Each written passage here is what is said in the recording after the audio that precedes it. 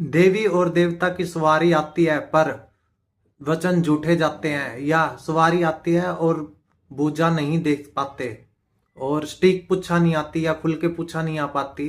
तो घबराए नहीं, मैं संजय भगत काली मसानी दरबार से मैं आज आपको बताऊंगा कि स्टिक पूछा कैसे देखते हैं, और सवारी आती है और पूछा नहीं देख पाते हो तो क्या रीजन है, क्या कारण है उस चीज का। तो सबसे पहले जब सवारी आपके शीश पे आती है तो तो आपके अंदर क्या होता है, एक शक्तिपूर्ण जागृत हो जाता है।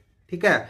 और आप सोचते हो कि आपके अंदर माँ काली आने लग गई है, कोई देवी या देवता वो आपके अंदर प्रवेश कर गया है। तो ऐसा कुछ भी नहीं होता। तो होता क्या है असल में, जब हम उनकी सेवा पूजा करते हैं तो हमारे अंदर उनका अंश, उनका एक शक्तिपूर्ण जागृत होना स्टार्ट हो जाता है, और हम उसी में ही सोचते हैं कि सभी काम उस शक्तिपूर्ण से ही कर लें। तो हम उसको बढ़ाने की वजह हम छोटे छोटे काम हम उस शक्तिपूर्ण से करते हैं, तो वो शक्तिपूर्ण की पावर हमारी कम हो जाती है।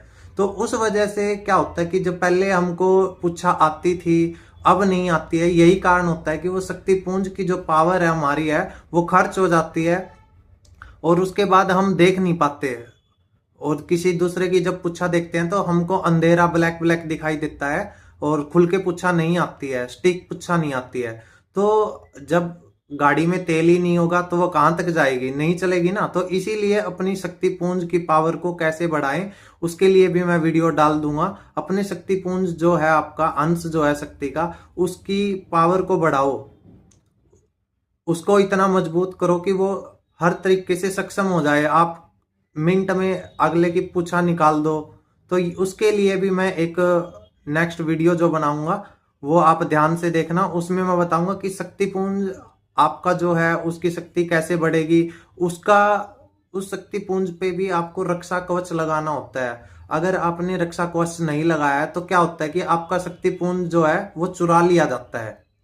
आप साधना करते रहते हो, आपका शक्तिपुंज कोई और चुरा चुरा ले जाता है।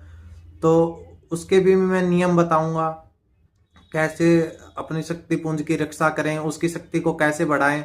और दूसरा क्या होता है, जब हमारे पास स्टार्टिंग में शक्तिपुंज आता है तो साथ में उस शक्तिपुंज के साथ कुछ मलिनता आ जाती है। तो जैसे अगर हमारे साफ कपड़े होंगे तो जाहिर सी बात है उसमें ज्यादा मैला आने का कारण ज्यादा रहता है। तो ऐसे ही शक्तिपुंज शुद्ध होता है, सात्विक होता है, तो उसके साथ गंदी शक्तियां भी चल पड़ती हैं। तो उनको कैसे हटाया जाए उसके बारे में भी मैं बताऊंगा कंप्लीट। तो जय माता दी सभी को, लाइक करें, सब्सक्राइब करें। जय माँ काली।